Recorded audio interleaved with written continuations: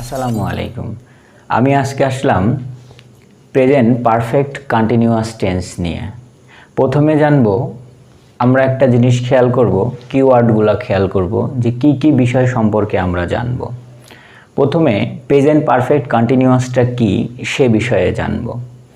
তারপর হচ্ছে present perfect continuous আমি কিভাবে চিনব সে বিষয়টা জানব।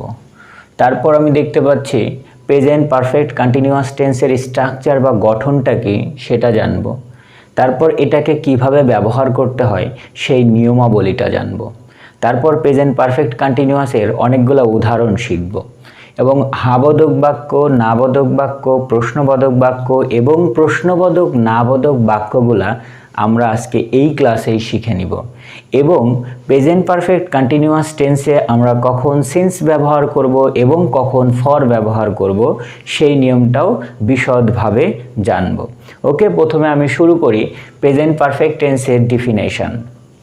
First of all, present perfect continuous tense কাকে বলে সে বিষয়ে জানব।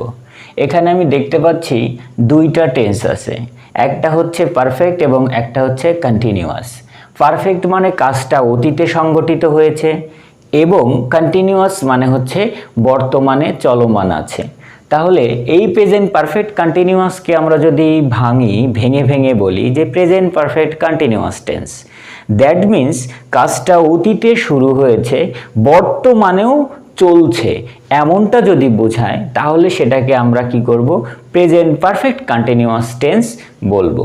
তাহলে ফুল ডিফিনেশনটা এরকম দাঁড়াচ্ছে যে অতীতে কোনো কাজ শুরু হয়েছে, বর্তমানেও সেটা চলমান আছে, এমন কাজগুলাকে, এমন বাক্যগুলাকে আমরা প্রেজেন্ট পারফেক্ট কন্টিনিউয়াস টেন্স বলবো।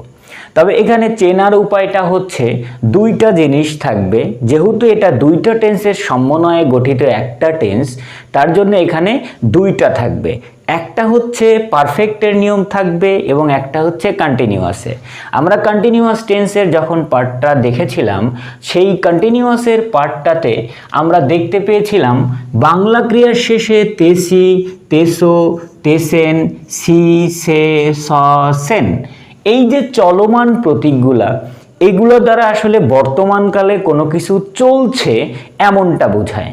তো আমি বই পড়ছি, সে বই পড়ছে, সে টিভি দেখছে, এই যে চলমান ক্রিয়াগুলা, এই চলমান ক্রিয়াগুলা হচ্ছে প্রেজেন্ট কন্টিনিউয়াসে আমরা দেখতে পেয়েছিলাম।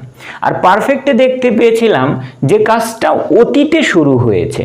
তা এই জন্য এই পারফেক্ট কন্টিনিউয়াস টেন্সে এই যে কন্টিনিউয়াসের সিম্বলগুলা, এই সিম্বলগুলার পাশাপাশি আমরা অতীতে শুরু হয়েছে এমন কিছু দেখতে পাবো, যে বাংলাতে ধরে বা যাবত বা হতে, যদি বলি 2 ঘন্টা যাবত, 3 ঘন্টা যাবত, 3 দিন যাবত, 4 বছর ধরে, 3 বছর ধরে, এই যে ধরে বা যাবত কথাটা পাবো। এবং যদি সেটা পার্টিকুলার টাইম হয় তাহলে সকাল থেকে, শুক্রবার থেকে, জানুয়ারি থেকে, ফেব্রুয়ারি থেকে, 5 বছর 2022 সাল থেকে, তাহলে এই যে থেকে এরকমও যদি বোঝায় তাহলে আমরা প্রেজেন্ট পারফেক্ট টেন্স ব্যবহার করব। তাহলে প্রেজেন্ট পারফেক্ট টেন্স চেনার উপায়গুলো খুব সহজে আমরা শিখে নিতে পারি।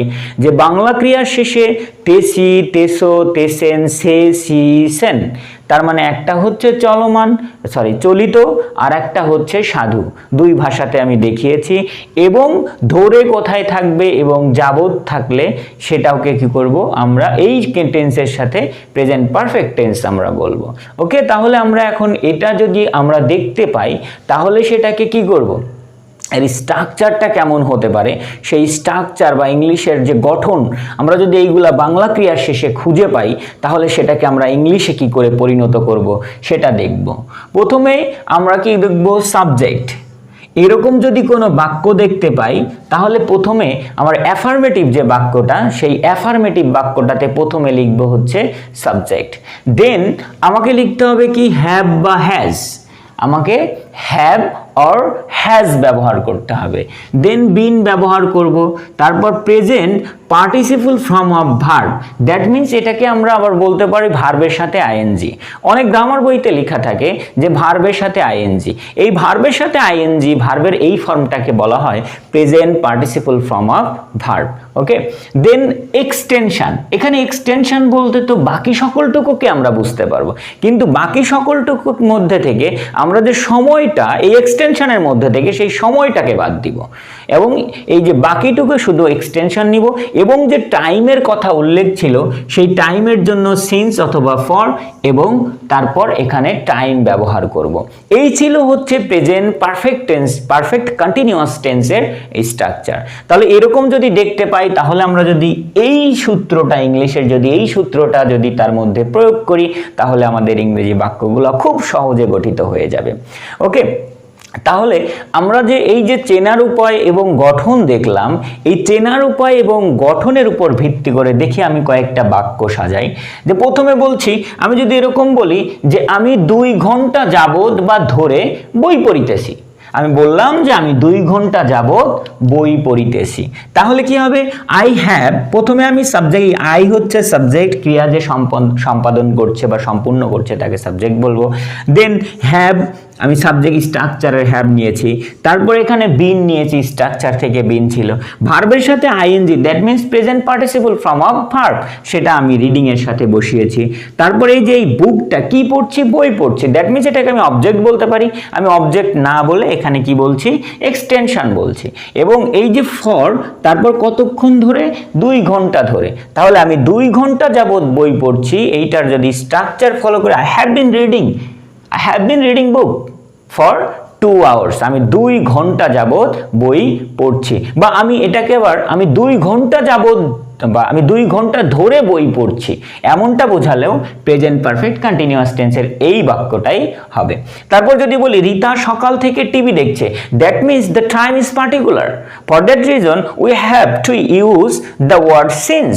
ওকে, তো এখানে কি সাবজেক্ট রিতা আছে, আমি রিতাকে বসিয়েছি, তারপরে স্ট্রাকচারে হ্যাভ বা হ্যাজ, তারপর বিন, কারণ Rita is third person singular number. আমি আগের ক্লাসে বলেছিলাম যে হ্যাজ সেখানেই ব্যবহৃত হবে যেখানে subject third person singular number হবে, তো এই জন্য আমি এখানে রিতা যেহেতু third person singular number, so এখানে আমি হ্যাজ ব্যবহার করেছি এবং তারপর কি বিন ব্যবহার করেছি এবং ভার্বের সাথে আইএনজি এবং কি দেখছে, টিভি দেখছে, এবং যেহেতু সকাল থেকে ইটস পার্টিকুলার টাইম, সো এখানে আমি কি ব্যবহার করেছি, সিন ব্যবহার করেছি, সিন্স দ্য মর্নিং। তাহলে কি Rita has been watching TV since morning, তাহলে এই যে রিতা সকাল থেকে টিভি দেখছে, এটাকে বা দেখিতেছে, এটাকে আমি কি করলাম, এটাকে আমি নির্দিষ্ট সময় যেহেতু সকাল থেকে, ইট ইজ পার্টিকুলার টাইম।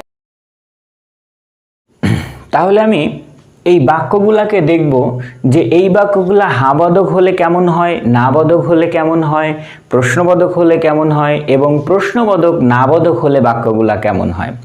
ওকে, প্রথমে আমি সেই বাক্যটাকে লিখেছি যে I have been reading, I subject লিখেছি, তার হ্যাভ বিন রিডিং স্ট্রাকচার অনুযায়ী লিখেছি I have been reading book for 2 hours, I have been reading book for 2 hours, that means এটাকে যদি বাংলায় বলতে যাই তাহলে বলবো যে আমি 2 ঘন্টা যাবত বা 2 ঘন্টা ধরে বই পড়িতেছি, তাহলে কি I have been reading book for 2 hours.